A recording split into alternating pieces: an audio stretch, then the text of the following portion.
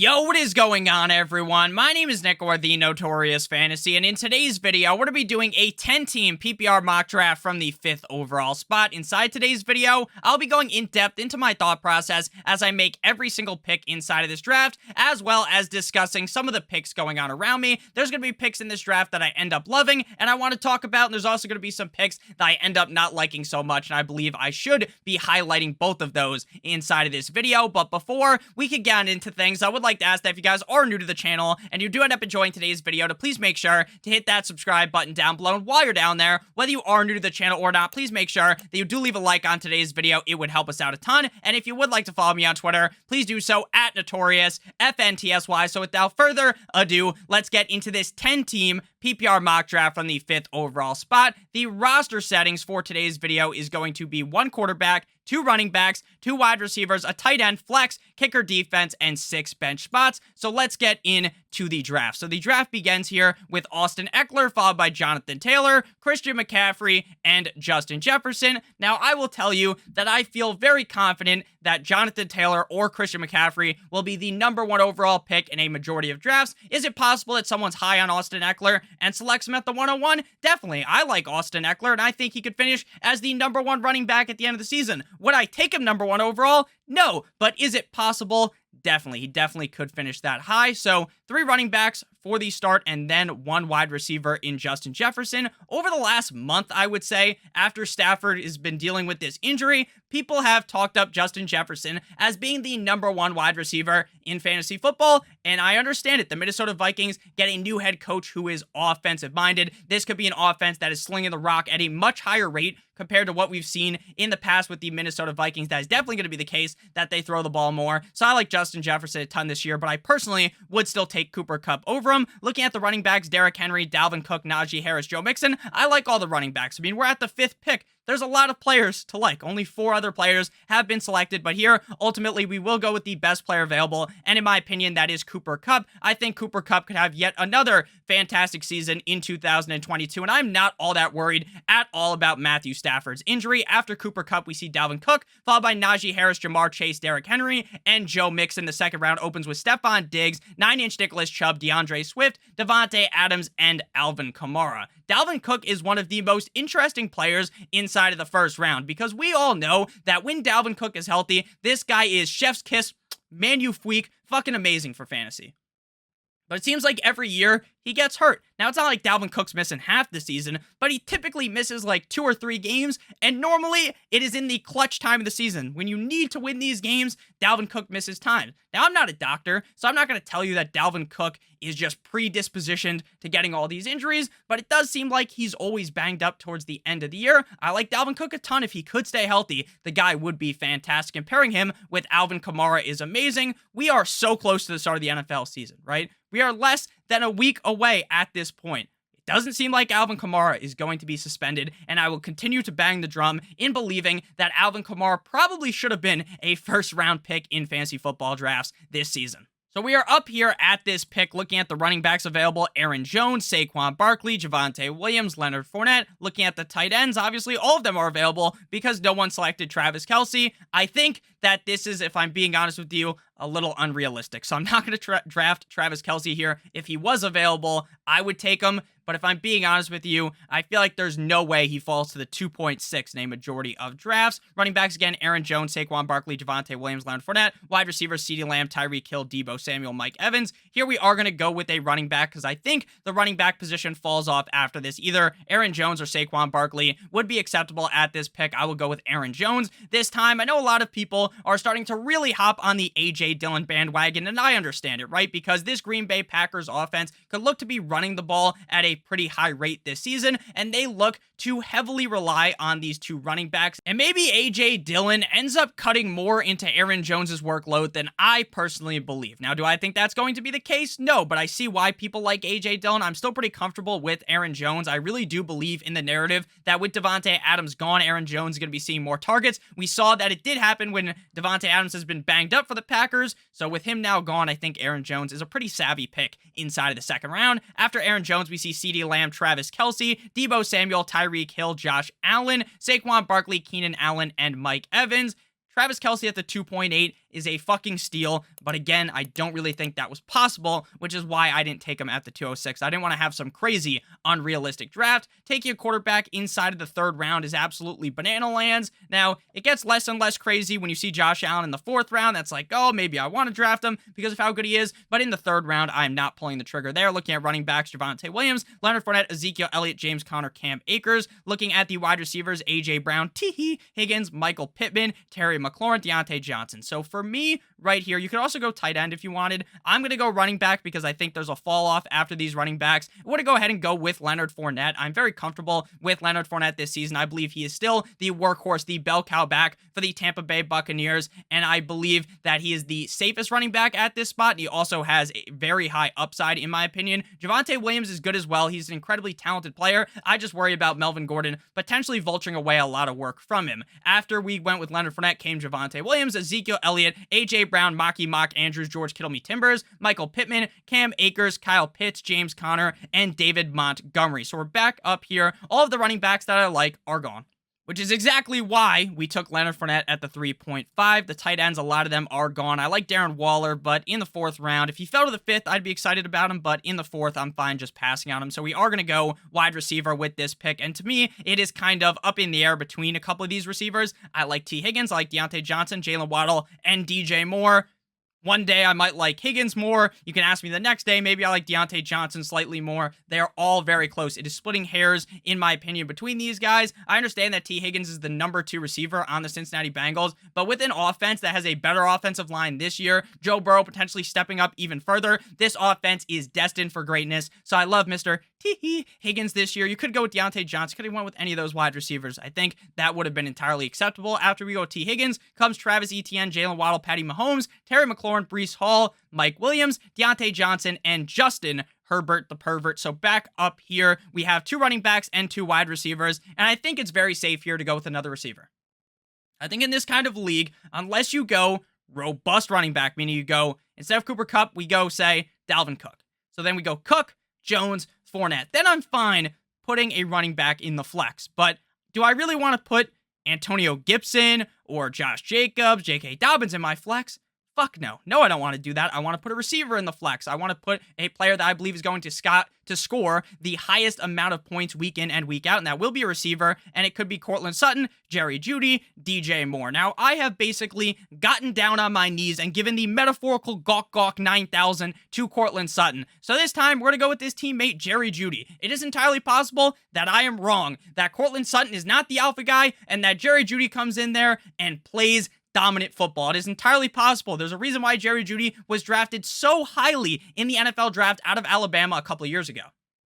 So he's a very talented player, so I'm going to take him here at the 5.5. Normally, I'm pretty sold in on DJ Moore or Courtland Sutton, but I don't think you should just be drafting the same players every single time if you do like 10 fantasy drafts, because say, well, I really like Courtland Sutton. What if Courtland Sutton ends up missing and Jerry Judy's the hit? At least then I got Jerry Judy on one of my teams. So we're going to go with Jerry Judy here. After Judy, we see DK Metcalf, followed by Courtland Sutton, Josh Jacobs, DJ Moore, Joe Shiesty, Joe Burrow, J.K. Dobbins, Short King, Kyler Murray, Lamar Jackson, Darren Waller, and Gibson. Darren Waller at the 6.4 is some pretty solid value. We definitely could have taken him at the 5.5, but I'm happy with my Jerry Judy selection. Looking at the tight ends now, things are not necessarily dead because I like Dalton Schultz, but I just don't feel comfortable seeing Darren Waller go 2 picks before me and then taking Dalton Schultz. I think that would definitely be considered a reach. If I was at the 6.10, then I think it's perfectly fine to take him.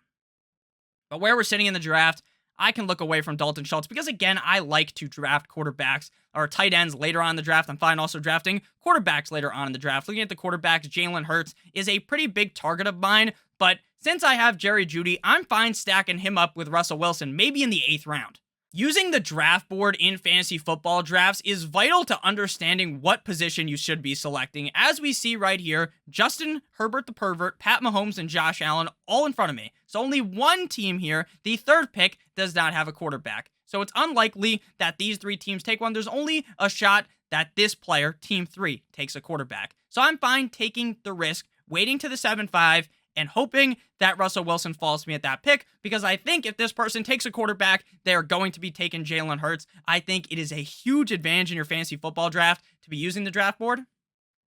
I don't necessarily talk about it in every video. I kind of just think about it, don't really talk about it, but I believe that it is very important. It's probably one of the best ways to get an edge on your league mates. And right here, we can see the same thing here. Instead, with quarterbacks, there's only one tight end being selected. So by the time we come back around here, it's very unlikely Schultz falls to us. But again, I'm perfectly fine with that. So here, we're going to go with wide receiver. I just don't like the running backs in this range. And I do kind of like A.J. Dillon, but we have Aaron Jones, so there's no need to draft both of them on the exact same team. So we're going to go with Allen Robinson here, wide receiver of the LA Rams. I understand Allen Robinson was complete and utter dog shit last year. He basically took a hot, steamy shit on your chest if you drafted him. But this year in 2022, I believe things are going to be a lot different in the LA Rams offense. Now, you might want to argue, Nick, it's a little bit crazy to draft Kupp and Allen Robinson on the same team, and maybe that's correct. But there's also a chance that Cooper Kupp and Allen Robinson are both top 12 wide receivers because this offense tries to go a little bit more pass-heavy this year. Matthew Stafford still looks amazing, so I'm fine doing it. Do I look to aggressively stack two receivers on the same team? No, but if it happens, it is what it is. And if you were to ever have two wide receivers on the same team, you want it to be on a very good team, a team you believe where both of these wide receivers could put up top 12 numbers in any given week, and I think Cooper Kupp and Robinson do fit the bill of that, and it's also not like Allen Robinson is a guy that we're starting in our lineup every week because we have Cooper Kupp, T.H. Higgins, as well as Jerry Judy, and we're not only going to draft 4 receivers, we're going to draft more wide receivers in this draft. After Allen Robinson comes Dalton Schultz, Elijah Mitchell, Amari Cooper, Hollywood Brown, Brandon Cooks, Chris Godwin, Jalen Hurts, and A.J. Dillon. So now we're going to look forward and see, hey, how many teams have taken a quarterback? Is there a chance that we can get Russell Wilson in the next round? So, after our pick 6, don't have a quarterback. Pick 7 does not have a quarterback. Pick 8, 9, and 10 all have a quarterback. So, by the time things swing back around, maybe they don't take a quarterback here, but by the time they get to the 8th round, I think they're going to take a quarterback. So we are going to stack it up here and go with Russell Wilson, Mr. Broncos country. Let's ride. Quarterback of the Denver Broncos. Now, Russell Wilson didn't run the ball as much last year because he was banged up. I don't think of Russell Wilson necessarily as this crazy rushing quarterback, but he does have a decent amount of rushing upside, and this Denver Broncos offense is fucking loaded. So I love Russell Wilson here inside of the 7th round. I definitely like Jalen Hurts more, but perfectly fine to get Russell Wilson at the 7.5. And I was correct. Tom Brady goes at the 7-7, which was very likely since Sleeper has Russell Wilson ranked ahead of Tom Brady. It's very likely that Russell Wilson goes at this spot, and I don't end up getting him. So after Russ, we see Clyde Edwards-Helaire, Tampa Bay, Tom Brady, Michael Thomas, Adam Thielen, Juju Smith-Schuster, Mr. Corvette, Darnell Mooney, Gabe Davis, Amon-Ra, St. Brown, Cordero Patterson, and Rashad Master Bateman. So we still don't have a tight end, and at this point, while I am not completely the biggest fan of TJ Hockenson, not someone who bangs the drum aggressively for him. I like him. I like the Lions offense, but I don't like when he gets taken in like the 6th, 7th round in some drafts. But in the 8th round, that's some solid value in my opinion. I think that TJ Hockenson has a pretty strong role in this offense and has a decent amount of touchdown upside because, again, I think this offense is going to look a lot better this year when compared to last season. So TJ Hockenson, tight end of the Detroit Lions, this guy is athletically a very talented tight end, so I think he'll be just fine in Detroit this year in 2022. After Hawk, we see Kareem Hunt, Miles Sanders, Damian Harris, Dallas Goedert, DeAndre Hopkins, Hunter Renfrow, Devontae Smith, and Tyler Lockett in my pocket. Skirt. I've seen a lot of people talk up Tyler Lockett, and I get it, right? The guy's fast. He can get open. Agreed. He's a good player. He might even be a great player. Okay? The issue is that his quarterbacks are awful. When he's got Helen Keller, someone who can't fucking see, throwing him the football as the quarterback, okay? Geno Smith isn't very good. Drew Lock, Horsecock Drew Lock isn't very good. So, bad quarterback situation. I understand Lockett's good. I understand he has some upside. But how reliant can you be? Because I think even in some matchups where the Seahawks should take a dump on the chest of the opponent, they're still going to struggle. They're still going to struggle with the quarterback position. So, I don't want anything to do with Lockett. He's a good player. Sure. Just a terrible situation. So, looking at running backs here, this is where I really like this range at running back. I really like Singletary, Edmonds, and Penny, as well as Dameon Pierce. So I'm just going to pick off 2 from here if possible. We're going to go Chase Edmonds first. I think Chase Edmonds is going to be a vital role, or play a vital role, I should say, in this Miami Dolphins offense in 2022. It's pretty clear right now that he is the number 1 running back on the team, and I do believe that he has some pretty solid pass catching upside as well. After we went with Edmonds came Drake London, Elijah Moore, Kenneth Walker, Tony Pollard, Buffalo Bills defense, Devin Singletary, Allen Lazard, Rashad Penny, Dameon Pierce, who I love in the 10th round, and Zach Ertz. Zach Ertz is starting to worry me because if I'm being honest with you, if I draft a tight end in the 10th round, the fact that he's a close call for week 1 scares me. Now, Zach Ertz could be amazing all season long, right? Miss week 1. But I don't want to have to handicap myself by drafting 2 tight ends. If I draft a tight end in the 10th round, that's my tight end for the year, unless they get banged up or on a bye week, or maybe they just suck absolute donkey cock on the season, okay? Then you can get rid of them. But most of the time, I don't want to be handcuffing my tight end. I don't want to have to draft 2 tight ends. I drafted Hockenson in the 8th round for a reason. I would have drafted Ertz in the 10th round for a reason because I like him. But if he doesn't play in week 1, that hurts me because now I have to anticipate that he could miss time, so now I basically have to draft a tight end. So, I don't really like Ertz right now, even though he was one of my favorite targets prior to this injury. So looking at our team right now, we have 4 wide receivers. We have 3 running backs. I think it's pretty safe here to just draft another running back and then kind of look away from the running back position for the next couple of rounds. So looking at best running backs available, we see James Cook, Ramondre Stevenson, Melvin Gordon, Michael Carter, James Robinson, Naheem Hines, Alexander Madison, Darrell Henderson. For me here, we're going to go a little bit different. I am someone who has banged the drum all off season long, aggressively for running back of the Buffalo Bills, Devin Singletary. I love Devin Singletary this year. I think Devin Singletary is being overlooked. I think Devin Singletary, who put up an excellent end to last season, is still the clear number 1 running back on this team. But there is still hope that James Cook ends up taking that 3rd down role. James Cook potentially just looks so good that the team needs to play him more and more and more. Now, do I think that is going to be the case? No. But again, there is still a scenario where Nick is wildly wrong and drafts Devin Singletary in a bunch of his drafts, and Devin Singletary is a bum compared to James Cook. There's a reason why they drafted him in the 2nd round. There's a lot of narratives you can make about James Cook, why he could be good. So I'm fine taking him in the 10th round. It's not like he's a risky play, right? It's the 10th fucking round. You need to take risks to win, and I don't think it's that big of a risk once you get in the 10th round, and I think the upside is fine with James Cook, so that's why I'm fine drafting him here in the 10th round. Though, I would prefer, if it was a head-to-head, you have to draft one, I'm taking Singletary. After we go James Cook comes Brandon Ayuk, Kadarius Toney, Ramondre Stevenson, Dickie, Dak Prescott, Christian Kirk, Dawson Knox one time if you're with me, Matthew Stafford, and Aaron Rodgers. This is something that I talk about in a lot of these mock drafts. If you select a quarterback early, for instance, Team 1, they select Josh Allen in the 3rd round, there is zero need to select Dak Prescott in the 10th round. The reason why you pull the trigger early on Josh Allen is because you believe Josh Allen is going to be way better than the field at the quarterback position. You think Josh Allen is going to be by far and away the number 1 quarterback in fantasy football. So why are you drafting Dak Prescott? Oh, Nick, to fill in on his bye week. That's why. Why are you drafting a 10th round player that you are going to play once? You are going to play Dak Prescott once. Unless you want to start playing the matchups. Oh, Dak has this better matchup. Then there was no reason to draft Josh Allen. If you want to play matchups, draft Dak. Then a couple rounds later, draft fucking Jameis Winston and play the game of let's play the matchups. Don't draft a fucking quarterback in the 3rd round if you're not fully convinced that he's going to be the number 1 quarterback. And that's what drafting Dak tells me, that they aren't fully convinced. Jalen Hurts. I love Jalen Hurts. So why draft Stafford in the 11th round?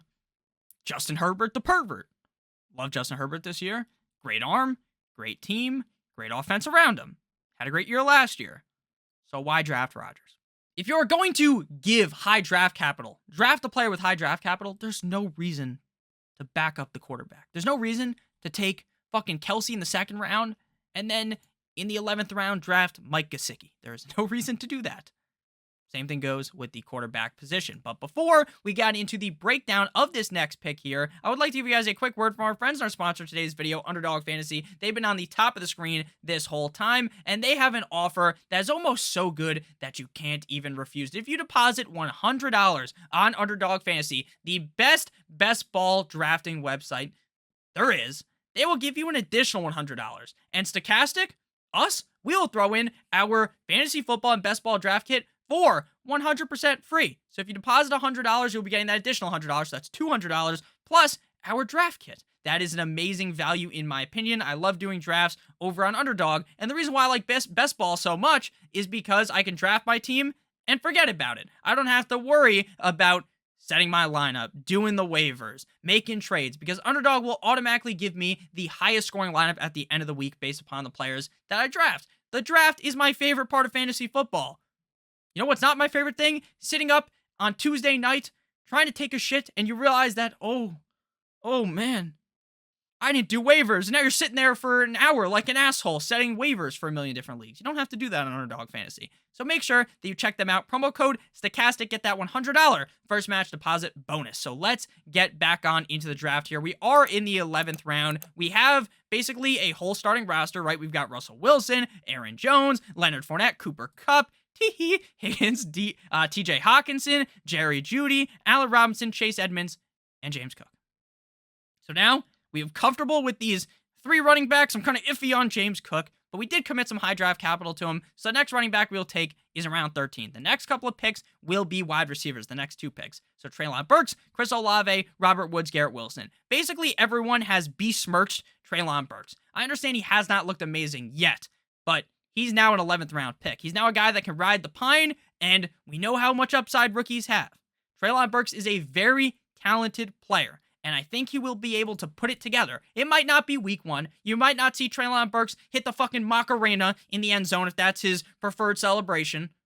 He's probably not going to do that week 1. But by week 4, could he potentially be a upper echelon wide receiver? I think so. So I like Burks in the 11th round. After Burks, we see Trey Lance, Rams defense, Derek Carr, Chris Olave, Pat Freiermuth, Melvin Gordon, Chase Claypool, Mike Magasicki, George Pickens, as well as the Tampa Bay Bucks defense. So here, we are going to go wide receiver yet again. While I did talk about a little bit earlier, I'm so on Jerry Judy. I think this wide receiver core as a whole, Burks, who's a little bit risky, Allen Robinson, Judy, Kupp, and T. Higgins. This is a very good team at the wide receiver position, a very solid wide receiver core that is relatively safe. Now, there's some risk, but it's pretty safe. So here, instead of taking a safe Tyler Boyd, who I know what he's going to do, right? He's going to be pretty reliable. If someone gets hurt, you throw him in your lineup. If T. Higgins gets hurt, who's on our team, then Tyler Boyd, or if Jamar Chase gets hurt, Tyler Boyd could legitimately be like a top 15 wide receiver in fantasy football. But we have T. Higgins, and we don't root for injuries. But we know what Tyler Boyd is. So we want to draft someone that has crazy upside. They might absolutely be awful. They might be terrible, and they might be off our roster 2 weeks into the season. But this could also be the golden ticket wide receiver that takes our team and elevates it to the next level. So with this pick, we are going to go with Romeo Doubs, wide receiver of the Green Bay Packers. I understand that the Packers head coach, Matt LaFleur, ended up talking about the fact that this is going to be a wide receiver by committee, that Aaron Rodgers is going to throw the ball to everyone. Just get open, I throw you the ball. Maybe that's going to be the case, but we do know that in the past, Aaron Rodgers really hinges on the fact that he has chemistry with the receiver, and he has excellent chemistry with Romeo Doubs, like he was in fucking Breaking Bad. Him and Romeo Doubs go to lunch all the time together. Lunch narrative, like Cooper Kupp last year, Matthew Stafford? I don't know. Romeo Doubs pretty interesting in the late rounds. After Doubs, we see, or Dubs. How do you say his name? Let me know down below in the comments. Is it Dubs, like eat a W? Jameis Winston, or is it Doubs? We'll see week 1 when he fucking scores. They'll say it out loud. Romeo Doubs, Garrett Wilson, Sky with 2 Ys more, Michael Carter, Alexander Madison, James Robinson, Robert Woods, 49ers, and Cole Kmet. So now we're going to go with our last running back here. We are going to have 1, 2, 3, 4, 5, 6 wide receivers, and 5 running backs with this last selection here. So we want to go for upside yet again. We're just hunting for upside, and Tyler Algiere has that. Could Tyler Algiere just be locked up like that song by Akon behind Cordell Patterson and he doesn't do much? Definitely. But is there a scenario where Tyler Algiere becomes the number 1 running back? Cordell Patterson's basically playing wide receiver. Yes. So I'm going to go with Algiere here, running back of the Atlanta Falcons. Rookie, I think he has some high upside. Again, I don't think Atlanta Falcons offense is going to be all that good, but you can be a running back on a bad offense and succeed. We've seen that in the past a zillion times. Best example, I use this in every video, is James Robinson a couple years ago. James Robinson was basically no one. That offense was a dumpster fire. Like, you were better off watching paint dry on the wall than that offense, and James Robinson was taking the defense to pound town. After Tyler Algiere, we see Julio Jones. You like that? Kirk Cousins, the Ravens defense, Tucker. back-to-back. Michael Jordan, 96-97. Tyler, yeah, Boyd. Naheem Hines, Evan McPherson, Albert O, and Daniel Carlson. So first, I want to go with the defense. If you need help selecting a defense, watch my must-draft defense video from either yesterday or the day before, whenever it came out. I think it was yesterday. Video is very informative. It talks about why I use the strategy of streaming defenses. The reason why I stream defenses is because while the Bills, the Rams, they're these bright, shiny defenses. 49ers. But what happens when the Rams run into the Bills week 1? The Rams defense is going to potentially get slaughtered. The defense might score 3 points. So why roll that out there when you can roll out a defense every week that has the best matchup against the offense? The Broncos, week 1, they get Geno Smith, who I basically said was awful. I called him Helen Keller. He's fucking blind in the pocket, okay? Denver Broncos, I love the defense, week 1, up against the Seattle Seahawks. And then for the kicker, we're just going to draft the best kicker available. So after we go with the Broncos, we see the Chargers, Matt Gay, Tyler Bass, Dallas Cowboys, Matt Prater, the Saints, Darrell Henderson, Brandon McManus. I want to go with my boy, my old bitch Lame, but my young ho just so happens to be Koo. So after young ho Koo, we see Hunter Henry, Nick Folk, MVS, who I love, the Packers defense, and Michael Gallup. So now we're going to go ahead and drop the bar down here, and we are going to recap our team, talk about our roster. Our team is comprised of Cooper Kupp, Aaron Jones, Leonard Fournette, Higgins, Jerry Judy, Allen Robinson. Then we got Russell Wilson, TJ Hawkinson, Chase Edmonds, James Cook, Treylon Burks, Romeo Dubes, Tyler Algiere, Broncos defense, and Young Hoku. If I drafted this team in my league, if I was in a 10-team league, I would have ejaculated multiple times during this draft. This team is beautiful. I love this draft. So let me know down below in the comment section. Did you like it? Are there some picks maybe you didn't like? Maybe you're with me and you're a little bit worried about Judy. Or maybe you're with me and you're a little bit worried about James Cook. Or maybe you think, you know what, James Cook? That guy's fucking amazing. Jerry Judy as well. And you want to draft him. Let me know down below in the comment section. I love reading your guys' comments. I try to reply to as many comments as possible. So if you leave a comment, it doesn't even have to talk about the video. It could be just, Nick, who would you prefer to draft at number 1 overall? Just let me know. It could be anything. I love talking to you guys. Love you guys so much. Make sure you check out Underdog Fantasy, promo code Stokastic for that $100 first match deposit bonus. I love you guys. Hope you have a great rest of your guys' day. And as always, good boy.